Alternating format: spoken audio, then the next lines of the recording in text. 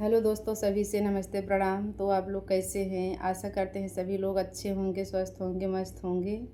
हम लोग स्वागत करते हैं अपने यूट्यूब चैनल और फेसबुक पेज पर।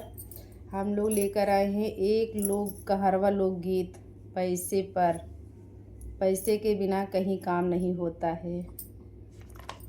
इस पे तो कैसे लगेगा कमेंट में ज़रूर बताना। अच्छा लगे तो लाइक, सब्सक्राइब, शेयर ज़रूर करना। पैसा बिना सुनैना नेता ऊपर धनवा जमनवा आज बैरी होई गवा। पैसा बिना सुनैना नेता ऊपर धनवा जमनवा आज बैरी होई गवा। रुपया होय त साथ में घूमाई नेता कोतवाल। पैसा नगर सन भी जाए कोई न करी न ख्याल। घुसहा होइगा देखा पूरा हिंदुस्तानवा जमनवा आज बैरी होई गवा। घुसहा होइगा देखा पूरा हिंदुस्तानवा जमनवा आज बैरी होई गवा। पैसा बिना सुनैना नेता ऊपर धनवा जमनवा आज बैरी होई गवा। सतयुग में थी बात की इज्जत चाहिए आज रकमिया। ओट के खातिर हाथ जोड़ के जीतन जब पर धनिया।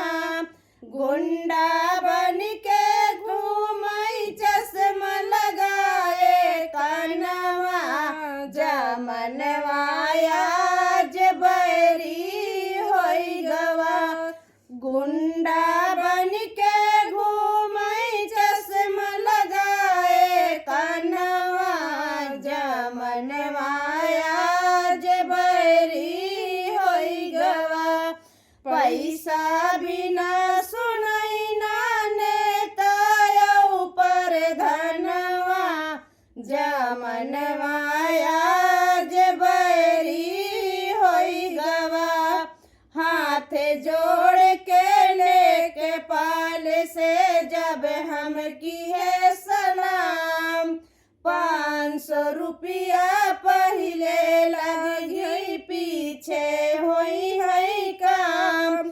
नाही सुना कचहरी दौड़ा रतिया दिनवा जमनवा आज बैरी होई गवा। नाही सुना कचहरी दौड़ा रतिया दिनवा जमनवा आज बैरी होई गवा। पैसा बिना सुनैना नेता ऊपर धनवा जमनवा आज बैरी होई गवा। दुनिया में बहेरा फेरी न्याय धर्म सब छूटा। पैसा के सब गए गवाही सच भी होइगा झूठा। भाई भाई का बन गवा आज दुश्मनवा जमनवा आज बैरी होई गवा। भाई का भाई आज बन गवा दुश्मनवा जमनवा आज बैरी होई गवा।